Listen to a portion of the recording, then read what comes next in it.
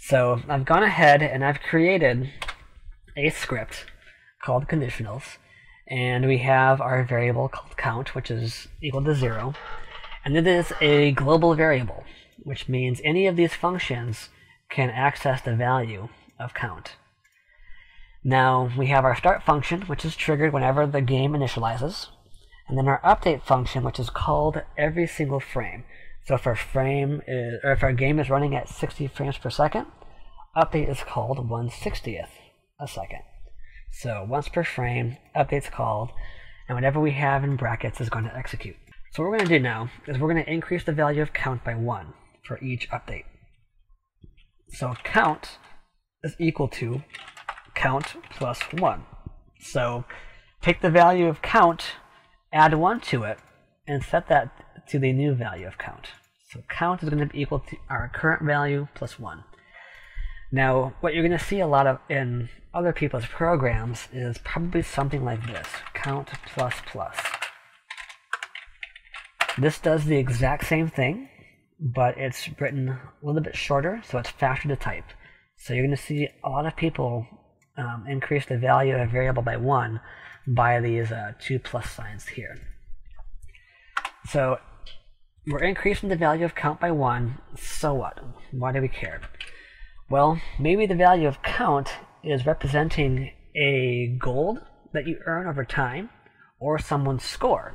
And so the higher the gold or the higher the score, the higher in level you're going to progress. And we have to check at what level you are so that we can alert the player, hey, congratulations, you've just reached level 2 or level 3.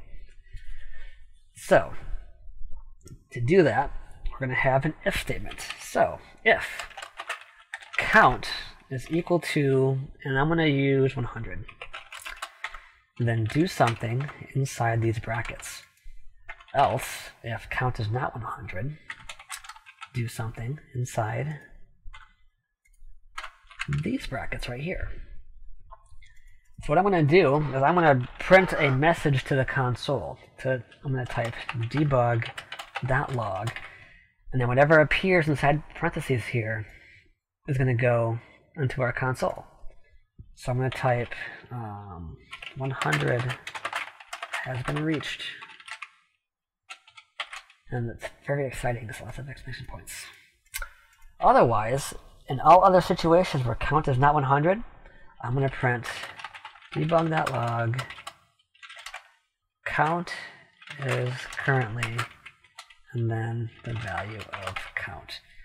So we're going to automatically take this and turn it into a string for our console. I'm going to save it. And then go back to Unity here. Now, to get to the console, it's going to be under your top menu bar here, under Window, and then under Console, or Control-Shift-C. So here's our console. Now, I've created a game object already, and I've dragged my conditional script onto the game object. So it appears here in the inspector. So now my script will actually run when the game starts. If you don't drag your script onto anything in here, then it doesn't actually exist in your game. So it exists, so I'm going to go ahead and hit play, and see how it's printing out the console. So it's updating very quickly, but once we get to 100, we say, look, 100 has been reached. In all other situations, we're saying count is currently the value of count. So that is an if statement at work. Very, very simple, very easy to do and implement. And you can also access the console down here once the game starts, just by clicking on whatever text appears here. I'm going to go ahead and clear the console so I can use it later. Now, if I go back to my script, I can do a few things. So we've got we've got else. We also have if-else, or no, else-if. So, if count is equal to 100, else if count is equal to 200. And then do stuff there. Else if count is equal to 300. And do stuff there. And you can have as many else-if statements as you want. And then finally we have an else. And so what I'm doing here is I'm saying if count is 100, do this. If count is 200, do this. If count is 300, do this. In all other situations, do this. I'm just going to go ahead and copy and paste the code here to that, save it. And now when we go to our console in Unity and hit play,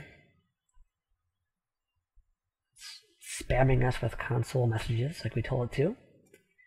And so again, it's printing out the value of count, but when we reach our events that we've, so right here, 300 has been reached.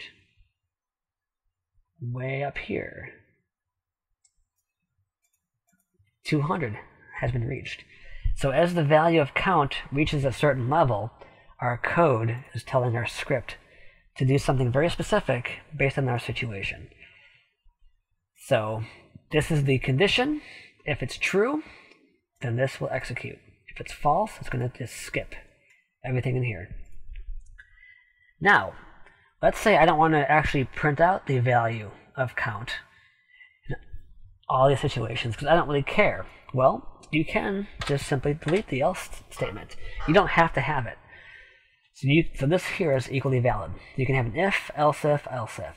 You cannot have an else if, else if. You have to at least have an if statement starting off your chain of conditionals. So, else if, not allowed. If, else if, allowed. And you can have as many of these as you want. And then the else is optional, only if you want to use it. So now what happens, when I save it, let me go to console and clear, and I hit play. Nothing's happening until one of our if statements is, yep, there we go. So pretty straightforward.